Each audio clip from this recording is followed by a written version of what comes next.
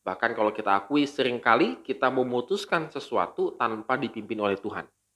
Yang kita pikir itu adalah hal yang biasa, hal yang lumrah, tetapi ternyata tidak.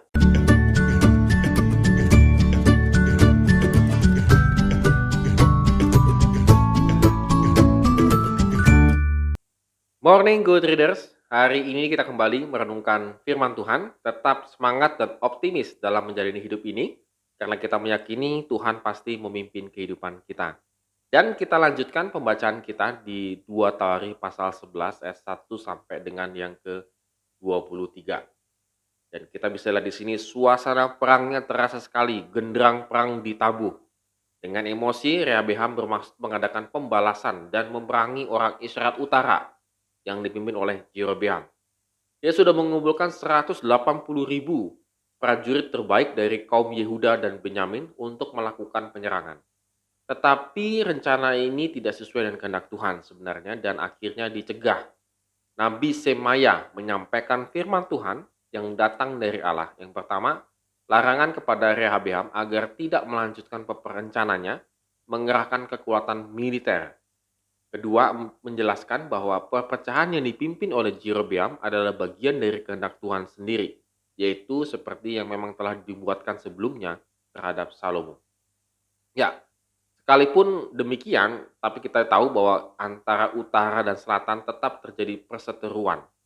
Bahkan Jerobeam, Israel Utara, benar-benar memutuskan hubungan dengan Rehabeam, Israel Selatan, Yehuda, termasuk dalam bidang keagamaan, sehingga orang Lewi banyak yang nganggur, saudara-saudara. Dan akhirnya mereka bergabung lagi dengan Rehabeam. Jadi kita bisa lihat di sini bahwa memang utara itu akhirnya banyak sekali, kalau nanti nextnya kita lihat, banyak sekali menyembah berhalanya daripada yang selatan. Selatan kan memang kiblatnya kepada Yerusalem. Sementara yang utara akhirnya malah bukan kepada Tuhan, malah semakin jauh daripada Tuhan. Nah, kita lihat juga di sini bahwa bagaimana eh, ada di ayat 17b, mereka hidup mengikuti jejak Daud dan Salomo. Jadi orang-orang Lewi yang datang ke Rehabeam ini adalah orang-orang yang masih setia kepada Daud dan Salomo. Artinya mengikuti jejak kesetiaan kepada Tuhan. Jadi ini menjadikan mereka nanti suatu saat nanti akan tetap terus kiblatnya ke Yerusalem kepada Tuhan. Nah, hal ini tidak berlangsung lama. Selanjutnya dikisahkan bahwa Rehabeam mengawini banyak perempuan. Namun yang paling dicintainya adalah Maaka, anak Absalom. Masih ingat ya dengan Absalom ya? Rehabeam bahkan mempersiapkan Abia, anak Maaka, untuk menjadi raja kelak menggantikan dia. Rehabeam tidak ingin kelihatan tidak adil bagi anak-anak laki-laki yang lainnya, sehingga ia menyebarkan mereka ke seluruh wilayah kerajaannya supaya dapat menjadi pemimpin dan bersenang-senang dengan banyak istri. Ayat yang ke-23. Jadi memang ini ada jejak ini ya, jejak nggak tahu jejak ayahnya yang suka menikah gitu, suka kawin-mengawin dia Salomo ya. Sehingga ini adalah jejak dosa yang sebenarnya fatal akibatnya gitu ya. Artinya Rehabeam tidak belajar dari kehidupan ayahnya yang salah.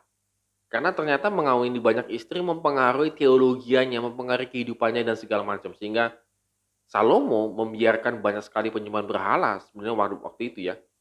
Sehingga dia harus perlu sekali membangun bait Allah supaya membedakan dengan baal-baal yang lainnya yang dibawa oleh istri-istrinya itu yang lainnya. Dan Rehabeam mau mengikuti jejak ini, mengawini banyak istri dan segala macam. Dan tentunya terjadi percampuran keagamaan di situ.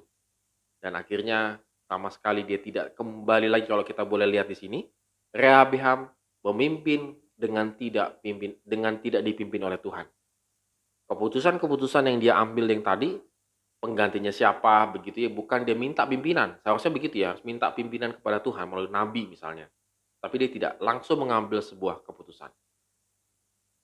Good readers, kalau kita boleh lihat di sini ya, kembali lagi kita harus merenungkan ya bahwa berhati-hati sekali ketika kita akan melangkah, minta pimpinan Tuhan itu sangat penting sekali. Bahkan kalau kita akui seringkali kita memutuskan sesuatu tanpa dipimpin oleh Tuhan. Yang kita pikir itu adalah hal yang biasa, hal yang lumrah. Tetapi ternyata tidak.